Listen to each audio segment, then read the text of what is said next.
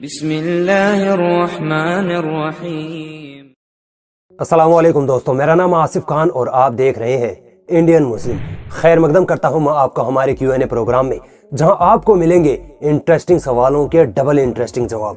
तो देर किस बात की, चलिए आगाज करते हैं।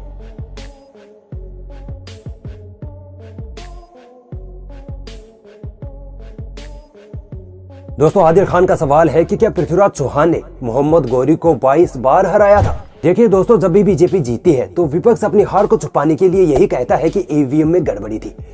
इसी तरह इतिहास में जब कोई हिंदू राजा हारता था तो उसकी हार को छुपाने के लिए काल्पनिक कहानियां गढ़ ली जाती थी ताकि हिंदुओं के मन को संतुष्टि मिली रहे। पृथ्वीराज चौहान और मोहम्मद गौरी के बीच दो मेन बैटल्स हुई थी। फर्स्ट बैटल ऑफ तराइन 1191 और सेकंड बैटल ऑफ तराइन 1192, जिसमें पहली जंग पृथ्वीराज चौहान ने जीती, जबकि दूसरी जंग में मोहम्मद गौरी ने पृथ्वीराज चौहान को हराकर भारत में मुस्लिम हुकूमत कायम कर दी थी। पृथ्वीराज चौहान ने मोहम्मद गौरी को 22 बार हराया था। ये एक काल्पनिक कहानी थी जिसे पृथ्वीराज चौहान के दरबारी चंद बरदाई ने लिखा था। ये बंदा उस जमाने में काल्पनिक कहानियां लिखने के लिए बहुत मशहूर था।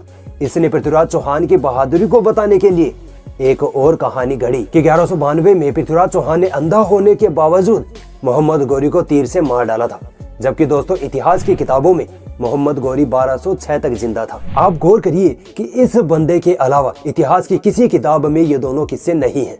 मैं तो भैया मोदी सरकार से हाथ जोड़कर निवेदन करूंगा कि भारत की सभी ऐतिहासिक किताबों को जला देना चाहिए और व्हाट्सएप यूनिवर्सिटी में सबको एडमिशन देना चाहिए, तभी भारत का भविष्य बनेगा, वरना तो कोई इलाज नहीं है। मेरी पहचान हिंदुस्तान ने सवाल पूछा है कि भाई हिंदुस्तान में मुस्लिम हुकूमत कब आएगी?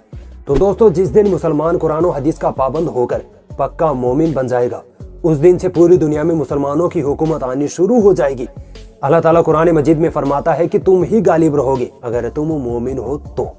दूसरा वो वक्त जब अल्लाह ताला ईसा अलैहिस्सलाम और मेहदी अलैहिस्सलाम को इस दुनिया में भेजेंगे तो पूरी दुनिया में इस्लाम फैल जाएगा और हर जगह मुसलमानों की ही हुकूमत होगी। सरफराज सैयद का सवाल है कि क्या शिवाजी के 12 मुस्लिम बॉडीगार्ड्स थे? दोस्तों, शिवाजी को आज एक कट्टर हिंदुत्व का ब्रांड एम्बेसडर के तौर पर रिप्रेजेंट किया जा रहा है। कहा जाता है कि उन्होंने मुगलों को मारा, मुसलमानों को मारा वगैरह, मगर दोस्तों रियलिटी बहुत अलग है। शिवाजी के दौर में हिंदू मुसलमान जैसा झगड़ा नहीं था। इतिहास की कुछ किताबों में लिखा है कि उनके 20-25 बॉडीगार्ड्स में से 10 या 12 बॉडीगार्ड्स मुसलमान थे। यहाँ तक कि उनकी फौज में 1/3 मुस्लिम फौजी थे। उनकी नौसेना की कमान सीधी संभल के हाथ में थी, जो कि एक मुसलमान था। उनके जासूसी विभाग के सचिव मौलाना हैदर अली तो तोपखाना इब्राहिम खान के हाथ में था। यहाँ तक कि शिवाजी की जान बचाने वाला भी एक मुसलमान ही था। अंसारी नूरुल हसन का सवाल है कि जब आपके घर वालों को पता चला कि आप एक यूट्यूबर हैं, तो उनका क्या रिएक्शन था? ये रिएक्शन था, पढ़ाई लिखाई में ध्यान लगाओ, IAS बनो और देश को संभालो। लेकिन माहौल बड़ा खराब था। 2017 का साल था। एक तरफ मेरे BSc के एग्जाम चल रहे थे तो दूसरी तरफ मैं पूरे दिन YouTube के लिए वीडियोस एडिट करता रहता था। ऑब्वियसली घर वाले परेशान होने ही थे, मगर वक्त के साथ सब बैलेंस हो गया और आज अल्हम्दुलिल्लाह YouTube पर मेरी मेहनत को देखकर घर वाले प्राउड फील करते हैं। शनौर खान वारसी का सवाल है कि क्या भारत में मुसलमानों द्वारा बनाई गई इमारतों जैसी इमारतें आज का कोई नेता बना सकता है? अरे भाई, आज के नेता को छोड़िए, उस वक्त के राजा महाराजा भी नहीं बना पाए थे। मुसलमानों ने ही तो भारत को इतना सजाया संवारा है। ताजमहल, लाल किला, कुतुब मीनार, आगरे का किला, मोती महल, बुलंद दरवाजा, चार मीनार, क्या क्या गिनाऊं मैं, कितनी इमारतें गिनाऊं। मगर आज हम ही पर इल्जाम लगा दिया जाता है कि तुमने भारत को लूट लिया था। वाह। कुछ लोगों ने मुझसे सवाल किया है कि मैं कौन सी जमात से हूँ। मैं शिया हूँ, बरेलवी हूँ, देवबंदी हूँ, अहले हदीस हूँ। मेरी जमात का पता करके क्या आपको जन्नत मिल जाएगी? माजरत के साथ कह रहा हूँ, यही वजह है हम मुसलमानों में इत्तेहाद नहीं होने की। अल्लाह ताला कुरान मजीद में फरमाता है कि तुम अपने आप को मुसलमान कहो, ना कि बरेलवी, देवबंदी, अहले हदीस। लोग तुम्हें तुम्हारी जमात के नाम पर नहीं मार रहे, सिर्फ मुसलमान होने के नाम पर मार रहे हैं। छोड़ दो ये फिरका परस्ती। QDR पठान का सवाल है कि भाई टीपू सुल्तान ने 800 पंडितों को क्यों मार दिया था और उस वक्त दलित लड़कियों को नंगा क्यों रखा जाता था? सवाल में ही जवाब था। दोस्तों, केरल का एक इलाका है त्रावणकोर। उस दौर में ब्राह्मणों ने दलित आदिवासी महिलाओं के स्तन ढकने पर पाबंदी लगा रखी थी।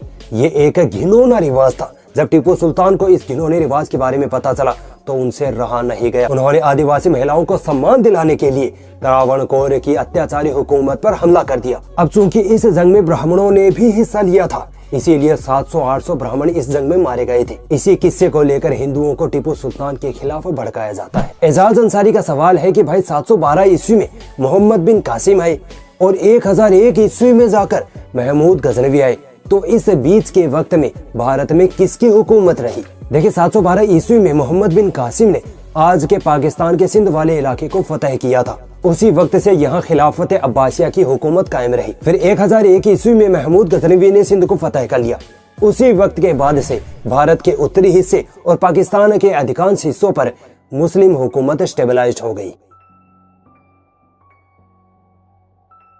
कोई भी पार्टी मुसलमानों की खैरखा नहीं, तो फिर मुसलमान अपनी ही पार्टी को वोट क्यों नहीं देते?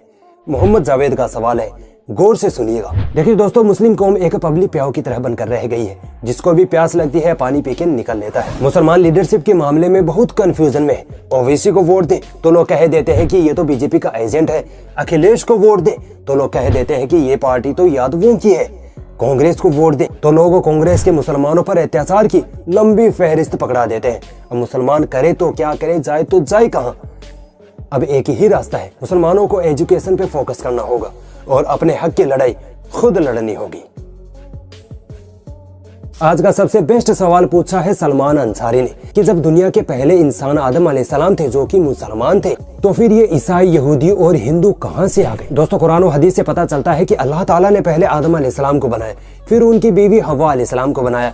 इन्हीं दोनों को अलग अलग धर्मों में अलग अलग नाम से जाना जाता है। इन्हीं दोनों से पूरी दुनिया में मानव जाति का जन्म हुआ। मगर धीरे धीरे इंसान मरने भी लगे तो शैतान ने इंसानों को वर्गलाया कि तुम अपने पुरखों की मूर्तियां बना लो ताकि तुम उन्हें भूल ना सको। लोगों ने ऐसा ही किया और फिर वक्त के साथ लोगों ने उन मूर्तियों की इबादत करनी शुरू कर दी और अल्लाह को भूल बैठे। इसीलिए अल्लाह ताला ने नबियों और रसूलों को इस धरती पर भेजा। जब मूसा अलैहिस्सलाम इस धरती पर आए तो लोग सही रास्ते पर चलने लगे, मगर उनके जाने के बाद ही लोगों ने तौरात में मिलावट करनी शुरू कर दी और फिर अपना एक नया मजहब यहूदियत कायम कर लिया। इसी तरह ईसाइयों ने भी ईसा अलैहिस्सलाम पर नाजिल इंजील में मिलावट करके अपना नया मजहब ईसाइयत कायम कर लिया। दोस्तों, अगर आपके भी दिमाग में किसी सवाल ने खलबली मचा रखी है तो बेझिझक हमसे पूछिए यहाँ इंस्टाग्राम पर। आज के हमारे Q&A प्रोग्राम के विनर है सलमान अंसारी। इंडियन मुस्लिम की तरफ से इनको मिलता है 100 रुपीज का इनाम। कॉन्ग्रेचुलेशंस।